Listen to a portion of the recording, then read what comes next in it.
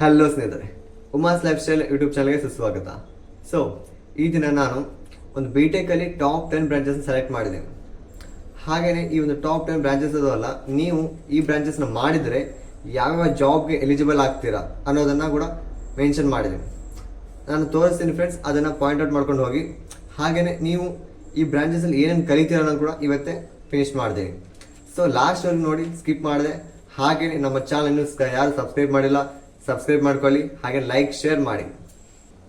ಹಾಗೆಯೇ computer science and engineering ಇದರಲ್ಲಿ career opportunities ಯಾವ ಥರ ಇರ್ತಾವೆ ಅಂದರೆ, ಸಾಫ್ಟ್ವೇರ್ ಡೆವಲಪರ್ ಆಗಿ ನೀವು ಜಾಬನ್ನು ಪಡಿಬೋದಾಗಿದೆ. ಹಾಗೆಯೇ ಸಿಸ್ಟಮ್ ಆರ್ಕಿಟೆಕ್ಚರ್, ಹಾಗೆಯೇ data scientist, cyber security specialist, ಹಾಗೆ AI ಅಂದರೆ artificial intelligence, ML mission learning engineer ಆಗಿ ವರ್ಕ್ ಮಾಡ್ಬೋದಾಗಿದೆ.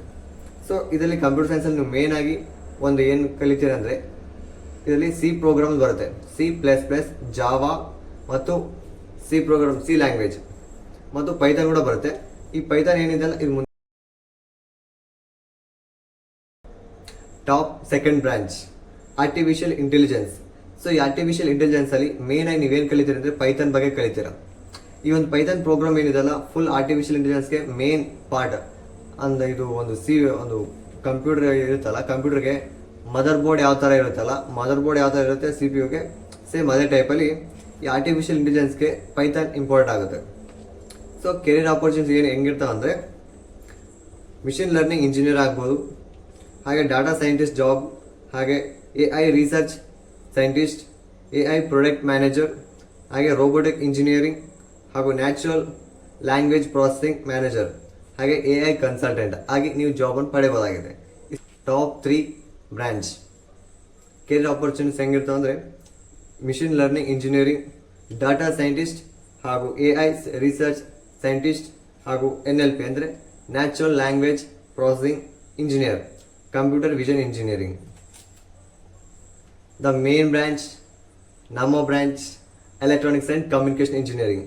ಸೊ ಕೆರಿಯರ್ ಆಪರ್ಚುನಿಟಿ ಹೆಂಗಿರ್ತವೆ ಅಂದರೆ, ಟೆಲಿಕಮ್ಯುನಿಕೇಷನ್ ಇಂಜಿನಿಯರಿಂಗ್ ವರ್ಕ್ ಮಾಡ್ಬೋದು, ಹಾಗೆಯೇ ಎಂಬೆಡೆಡ್ ಸಿಸ್ಟಮ್ ಇಂಜಿನಿಯರಿಂಗ್ ಹಾಗೂ VLSI very large scale integration design engineering ಹಾಗೂ ಸಿಗ್ನಲ್ ಪ್ರಾಸೆಸಿಂಗ್ ಇಂಜಿನಿಯರಿಂಗ್ ಹಾಗೂ ನೆಟ್ವರ್ಕ್ ಇಂಜಿನಿಯರಿಂಗ್ ಹಾಗೂ IoT internet of things engineering, robotic engineering.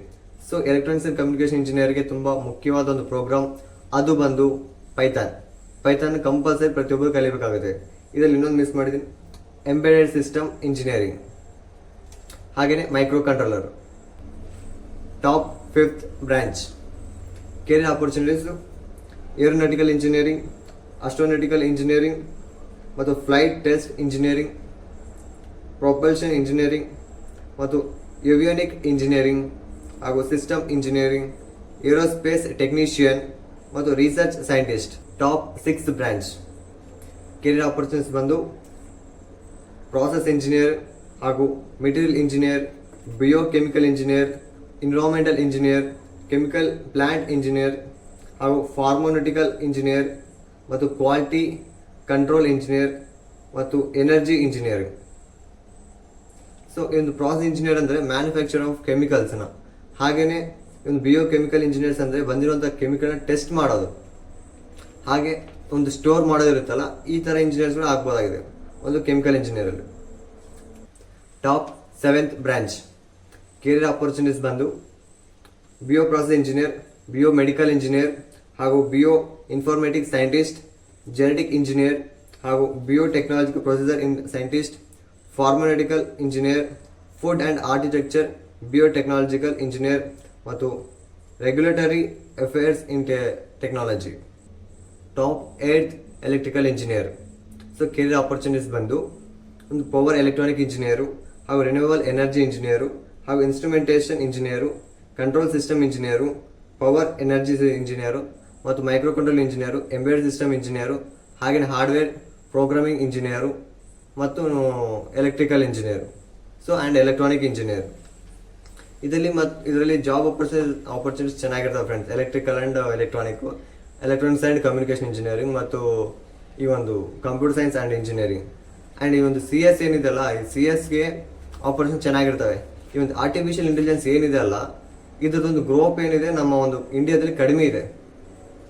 ಚೆನ್ನಾಗಿದೆ ಆರ್ಟಿಫಿಷಿಯಲ್ ಇಂಟೆಲಿಜೆನ್ಸ್ ಅಂದರೆ, ಬಟ್ ಏನಪ್ಪ ಅಂದರೆ ಅತಿ ಕಡಿಮೆ ಇದೆ. ಬಟ್ ಸಿ ಎಸ್ ಏನು ಬ್ರಾಂಚ್ ಇದೆಯಲ್ಲ ಇದ್ರದ್ದು ಜಾಸ್ತಿ ಇದೆ ಗ್ರೋಪು. ಒಂದು ಕ್ಯಾಂಪಸ್ ಸೆಲೆಕ್ಷನ್ ಆಗಿರ್ಬೋದು, ಪ್ಯಾಕೇಜ್ ಇರ್ಬೋದು, ಸಿ ಎಸ್ ಚೆನ್ನಾಗಿದೆ. ಸಿ ಎಸ್ ಹೆಂಗಾಗುತ್ತೆ ಅಂದರೆ ಇದು ನಾವು ಪ್ರತಿಯೊಬ್ಬರು ಕಲಿಬೋದಾಗಿದೆ. ಸಿ ಎಸ್ ನಾವು ಕಲಿಬೋದು, ಪ್ರೋಗ್ರಾಮ್ಸ್ ನಾವು ಕಲಿಬೋದು. ಪ್ರೋಗ್ರಾಮ್ಸ್ ಅಂದರೆ ಇವಾಗ ನಾವು ಹೇಳ್ಬೋದು ಒಂದು ಎಕ್ಸೆಲ್ ಇರ್ಬೋದು, ಅದರಲ್ಲಿ ಮತ್ತು ಸಿ ಲ್ಯಾಂಗ್ವೇಜು, C++, ಜಾವಾ ಇರ್ಬೋದು, ಮತ್ತು ಇದರಲ್ಲಿ ಪೈಥಾನ್ ಇರ್ಬೋದು, ಹಾಗೆ ಒಂದು ಮತ್ತೆ ಡಾಟಾ ಸೈಂಟಿಸ್ಟ್ ಆಗಿರ್ಬೋದು, ಹಾಗೆ ಸೈಬರ್ ಸೆಕ್ಯೂರಿಟಿ. ಇನ್ನು ಅಂದರೆ ಇದರಲ್ಲಿ ಒಂದು ಸಿ ಎಸ್ ಅಲ್ಲೇ ಒಂದು ಆರ್ಟಿಫಿಷಿಯಲ್ ಇಂಟೆಲಿಜೆನ್ಸ್ ಬರುತ್ತೆ. ಆರ್ಟಿಫಿಷಿಯಲ್ ಇಂಟೆಲಿಜೆನ್ಸ್ಗೆ ನಾವು ಪ್ರೋಗ್ರಾಮ್ ಬರೀಬೋದು. ಸೊ ಒಂದು ಎಲೆಕ್ಟ್ರಾನಿಕ್ಸ್ ಆ್ಯಂಡ್ ಕಮ್ಯುನಿಕೇಷನ್ ಇಂಜಿನಿಯರ್ಗಳು ಪ್ರೋಗ್ರಾಮ್ ಬರೀಬೋದು ನಾವು ಆರ್ಟಿಫಿಷಿಯಲ್ ಇಂಟೆಲಿಜೆನ್ಸ್ಗೆ. ಒಂದು ಎಲೆಕ್ಟ್ರಾನಿಕ್ಸ್ ಮುಖಾಂತರ ಪ್ರೋಗ್ರಾಮ್ ಕೊಡ್ಬೋದು. ಒಂದು ಪೈಥಾನ್ ಒಂದು ಆರ್ಟಿಫಿಷಿಯಲ್ ಇಂಟೆಲಿಜೆನ್ಸ್ಗೆ ಪೈಥಾನ್ ತುಂಬ ಯೂಸ್ ಆಗುತ್ತೆ ಪ್ರೋಗ್ರಾಮ್. ಸೊ ಹಾಗಾಗಿ ಸಿ ಎಸ್ಗೆ ಒಂದು ಜಾಬ್ ಆಪರ್ಚುನಿಟೀಸ್ ಚೆನ್ನಾಗಿರ್ತವೆ, ಆ್ಯಂಡ್ ಎಲೆಕ್ಟ್ರಾನಿಕ್ಸ್ ಆ್ಯಂಡ್ ಕಮ್ಯುನಿಕೇಷನ್ ಇಂಜಿನಿಯರ್ಗೆ ಜಾಬ್ ಆಪರ್ಚುನಿಟೀಸ್ ಚೆನ್ನಾಗಿರ್ತವೆ. ಒಂದು ಸಿ ಎಸ್ಗೆ ಆರ್ಟಿಫಿಷಿಯಲ್ ಇಂಟೆಲಿಜೆನ್ಸ್ಗೆ ಇದು ಕಂಪೇರ್ ಮಾಡಿದ್ರೆ ಒಂದು ಆರ್ಟಿಫಿಷಿಯಲ್ ಇಂಟೆಲಿಜೆನ್ಸ್ ಏನಿದೆ ಅಲ್ಲ ಅದ್ರದ್ದು ಜಾಬ್ ಆಪರ್ಚುನಿಟೀಸ್ ಕಡಿಮೆ ಇರ್ತವೆ. ಸಿ ಎಸ್ ಸ್ವಲ್ಪ ಜಾಸ್ತಿ ಇರ್ತವೆ ಯಾವಾಗಲೂ. ಹಾಗೆ compare to C S and C S ಚೆನ್ನಾಗಿರ್ತವೆ ಜಾಬ್ ಆಪರ್ಚುನಿಟೀಸು. ಒಂದು ಗೆ ಒಂದು ಸ್ವಲ್ಪ ಕಡಿಮೆ ಇರ್ತವೆ. ಬಟ್ ಕಂಪೇರ್ ಟು ಒಂದು electrical and electronic triple E and C ಚೆನ್ನಾಗಿರ್ತದೆ ಜಾಬ್ ಆಪರ್ಚುನಿಟೀಸ್. ಟ್ರಿಬಲಿಗೆ ಸ್ವಲ್ಪ ಕಡಿಮೆ ಇರ್ತವೆ. ಅದೇ ಥರ ಒಂದು ಸಿವಿಲ್ಗೆ, ಮೆಕ್ಯಾನಿಕಲ್, ಹಾಗೆ ಟ್ರಿಬಲಿಗೆ ಕನೆಕ್ಟ್ ಮಾಡಿದ್ರೆ ಟ್ರಿಬಲಿಗೆ ಜಾಬ್ ಆಪರ್ಚುನಿಟೀಸ್ ಚೆನ್ನಾಗಿರ್ತವೆ. ಒಂದು ಸಿವಿಲ್, ಮೆಕ್ಯಾನಿಕಲು ಇವಕ್ಕೆ ಕಡಿಮೆ ಇರ್ತವೆ.